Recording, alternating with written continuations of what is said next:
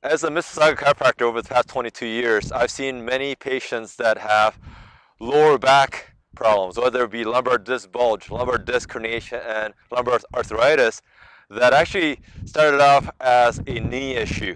And why is that? Well, when a person comes forward and starts to bend from their waist that's supposed to bending all the way down, then actually leads to a lot of damage that happens in the lower back. So we really should be able to get to the position where we're going down all the way and straightening it out all the way. See how I can bend my knees all the way down?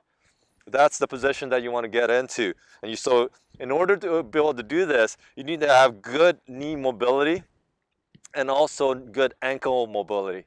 So for this video, I'm going to go over some knee exercises that hopefully will improve your overall knee mobility. So it's a good warm-up before any of the exercises. It would be good to engage your quad muscles because these are the ones that usually dictate your knee movement, all right? So simply what you would do is with a straight leg like this, you would want to contract into your quads, right? And really squeeze right into there. What you can do as well is thinking of your foot, you can point it towards your head. All right, so you get full engagement into the leg here, all right? But you want to hold this for about 5 to 10 seconds until you release it again. So another good way to gauge this as well is you'll notice with the leg, it's kind of straight, but then when you actually activate it, your leg kind of pushes down into the ground, right? Even with the toes pointing towards the head. So again, 5 to 10 seconds. You can repeat this up to maybe 5 times there. And then obviously you want to go both sides as well. Really activating into the quads, just so we're waking up those muscles. So for this exercise, you will need a platform where you can rest your foot. So for this one, you're just going to basically bring the knee forward while planting your foot down this way. So you're actually increasing not only your knee mobility, but also your ankle mobility as well. Now for those that actually have trouble getting it down this deep, perhaps just do as much as you can, right? And it should not be painful. Anything that is painful then tells, your body is telling you that that's a little bit too much for you to handle. So only bring it up as long as you can. You want to hold it there anywhere from 15 to 20 seconds, okay? And bring it back up. And as you become more comfortable, then you can perhaps hold it for more than 30 seconds to up to a minute, okay? So go as deep as you can. And of course you want to do each side as well. You'll notice that perhaps one knee may be a little bit more flexible than the other. One ankle may be more flexible than the other, right? So go at your own pace. Make sure that you don't overdo this.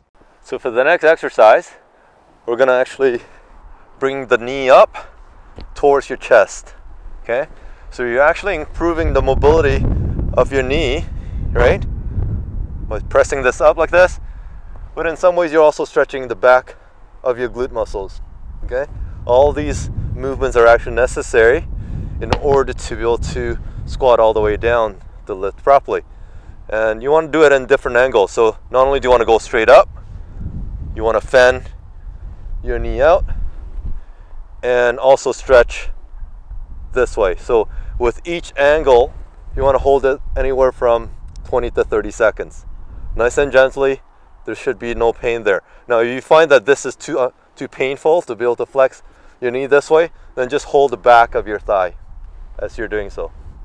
So for good mobility of your knee, you want to make sure that your quad muscles are nice and flexible. So this is a very simple exercise to be able to do.